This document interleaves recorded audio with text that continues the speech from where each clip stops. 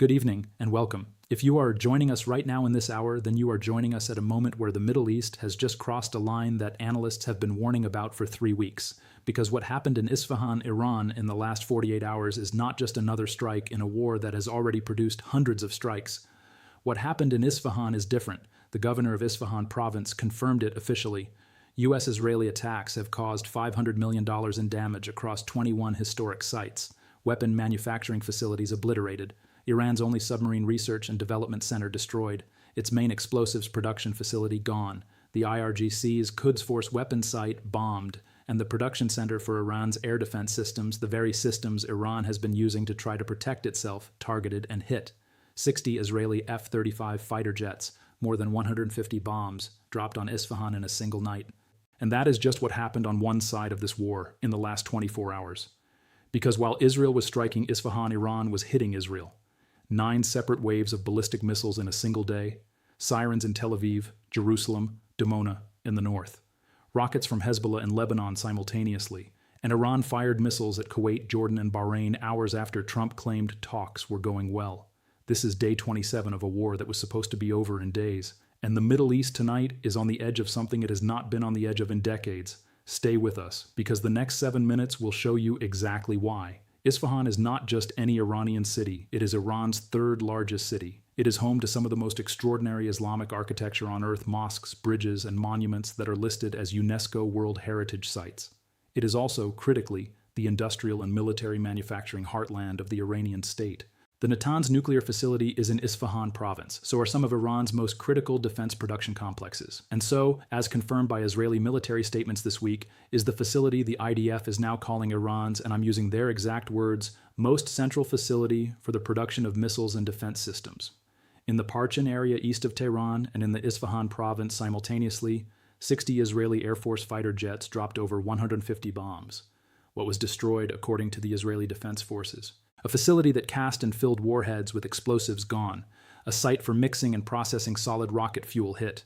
Iran's sole center for the research and development of submarines and underwater military systems, the IDF said it was the only site in Iran responsible for the planning and development of submarines destroyed. 2 production sites for naval cruise missiles in Tehran struck in the same operation. The offices of Iran's Ministry of Defense Optics Company, which manufactured optical targeting equipment for the entire Iranian military targeted. And the Isfahan governor's official statement said the damage to 21 historic sites in the city totaled $500 million. $500 million to heritage sites, to manufacturing complexes, to research centers that took Iran years, in some cases decades, to build.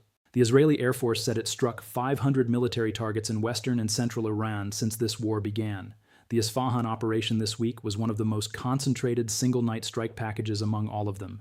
And here is the strategic logic Israel is following and why it matters for what comes next. Israel is not trying to occupy Iran. It is not trying to hold territory. What it is doing systematically, methodically, night after night, is dismantling the industrial infrastructure that allows Iran to manufacture the weapons it is using to fight this war.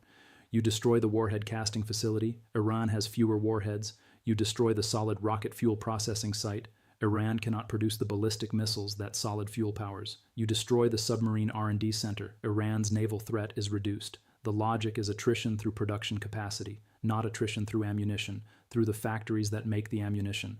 The question, and this is the critical analysis question, is whether that logic is working. Because as of yesterday, Iran fired 9 waves of ballistic missiles at Israel in a single day. While Israeli jets were returning from Isfahan, Iranian missiles were already in the air heading for Israel. 9 separate waves of ballistic missile attacks on March 24th alone. 5 targeting southern Israel, 3 targeting the Tel Aviv area, 1 targeting the north. Residential buildings were hit in Nesher in the north, as well as in Tel Aviv, Petah Tikva, and Bnei Brak, where approximately 10 people were injured, including an infant. At the same time, simultaneously, Hezbollah launched 60 separate attack waves from Lebanon into northern Israel. Rockets, missiles, UAVs, and anti-tank missiles. In one of those barrages, a civilian woman was killed in the Galilee. And then Iran went further. Precision-guided missiles and drones hit U.S. military bases in Kuwait, Jordan, and Bahrain. Drones hit a fuel tank at Kuwait International Airport, sparking a fireball. Shrapnel fell near Amman. Air raid warnings rang out across Bahrain. This happened on the same day Trump announced that talks were going well. Let me say that one more time so it lands properly. On the same day, the President of the United States told the world that Iran and the United States were engaged in productive diplomatic progress. Iran launched 9 waves of ballistic missiles at Israel and simultaneously struck U.S. military bases across 3 sovereign nations. That is not a country that believes it is in diplomatic talks. That is a country executing a strategy of sustained military pressure, and that strategy has a name in military doctrine. It is called fight and negotiate. Hit hard enough that the other side feels the pain. Make the cost of continuing the war higher than the cost of settling it, but never stop hitting because stopping signals weakness, and weakness invites worse terms. Iran is not stopping. Now let's go back to that $500 million figure, because the governor of Isfahan did not release that number by accident. The provincial administration announced it was quoting directly fully prepared to pursue compensation for the damage to historical sites through the relevant national and international authorities. That is a legal and diplomatic statement. Iran is not just announcing damage, it is building an international legal case. It is taking this to international forums. It is framing the Isfahan strikes not as military operations against legitimate targets, but as cultural destruction, as heritage crimes, as the kind of action that triggers international condemnation and isolates the party responsible. And it has a point that is uncomfortable to ignore. The Iranian Red Crescent Society said more than 80,000 civilian building units have been hit since the start of the war, including hospitals, schools, academic institutions, and Red Crescent facilities. Iran's ambassador to the United Nations stated that more than 1,500 civilians have been killed so far, including at least 175 people killed by a reported U.S. strike on an Iranian elementary school, and up to 3.2 million have been displaced. International human rights experts and UN officials have already stated publicly that Trump's threat to strike Iranian power plants would constitute, and this is the UN's language, not mine, an open threat to possibly commit a war crime. With some 80% of all power generated in Iran coming from natural gas, according to the International Energy Agency, an attack on power plants directly threatens the country's electricity supplies, which also means desalination, hospitals, heating.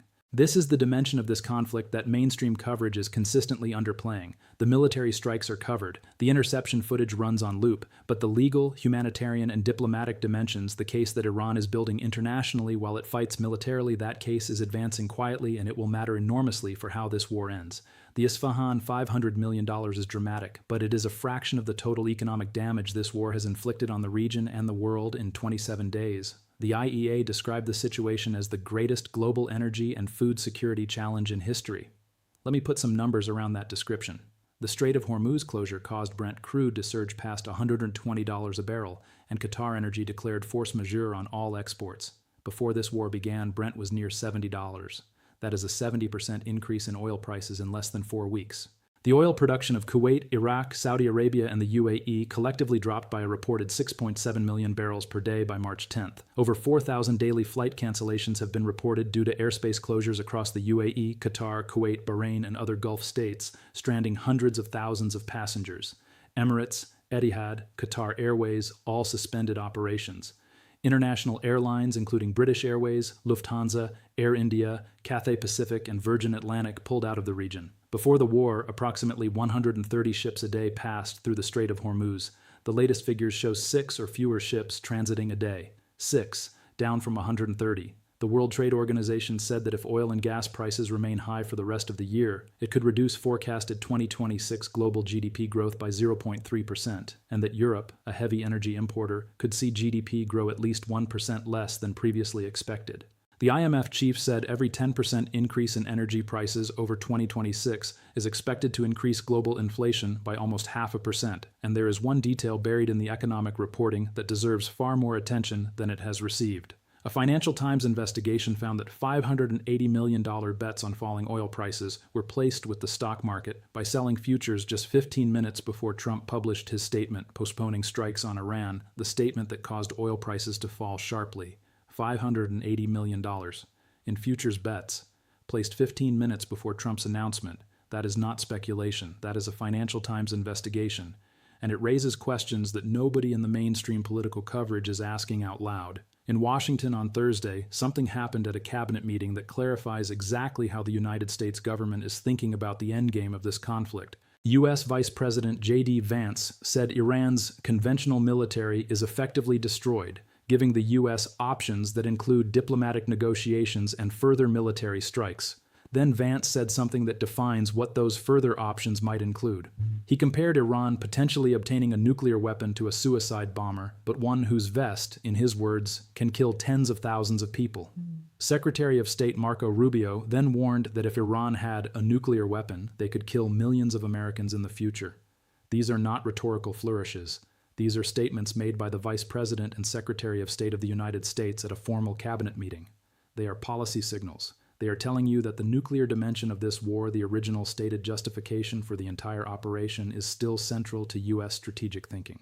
And they are telling you that the U.S. believes the conventional military option still has runway. Vance said Iran's conventional military is effectively destroyed, but here is what happened hours after that cabinet meeting. 9 waves of Iranian ballistic missiles hit Israel. U.S. bases in Kuwait, Jordan, and Bahrain were struck, and Netanyahu stated publicly that Iran no longer has the capability to produce ballistic missiles or enrich uranium. Then hours after his remarks, Iran fired a series of missiles at Israel. The gap between what leaders say in cabinet rooms and what happens on the ground is the defining feature of this war, and that gap is not closing. Here is where we are right now, as of this hour. Trump has extended his deadline for Iran to reopen the Strait of Hormuz by another 10 days. He posted on Truth Social, "As per Iranian government request, please let this statement serve to represent that I am pausing the period of energy plant destruction by 10 days to Monday, April 6, 2026 at 8 p.m. Eastern Time. Talks are ongoing and going very well." Iran's parliament speaker said no negotiations have taken place. Iran's foreign ministry confirmed receiving messages through intermediaries Pakistan, Turkey, and Egypt, but denied any direct contact. Pakistan's foreign minister confirmed his country is facilitating indirect talks and said the U.S. 15-point proposal is, quoting directly, being deliberated upon by Iran. Iran countered with its own 5 conditions, including war reparations and Iranian control over the Strait of Hormuz. Those 2 conditions alone tell you everything you need to know about how far apart these 2 sides are. The U.S. wants Iran to give up enrichment, dismantle its missile program, and acknowledge Israel. Iran wants the U.S. to pay for the war it started and hand Iran formal authority over the world's most critical oil shipping lane. April 6th is the new deadline, 11 days from now. The UK's Royal Navy is set to lead a Hormuz coalition to reopen the strait, with mine-clearing ships from the US and French navies and autonomous vessels. Israel has dropped more than 15,000 bombs across Iran since the start of the war, more than 4 times the amount used during the entire 12-day war in June 2025. The government authorized calling up 400,000 reservists this week, and the IDF spokesman confirmed this on record. Targeted assassinations of Iranian leaders will continue. $500 million in damage to Isfahan's historic sites. That number is real. It is confirmed. It comes from Iran's own provincial governor.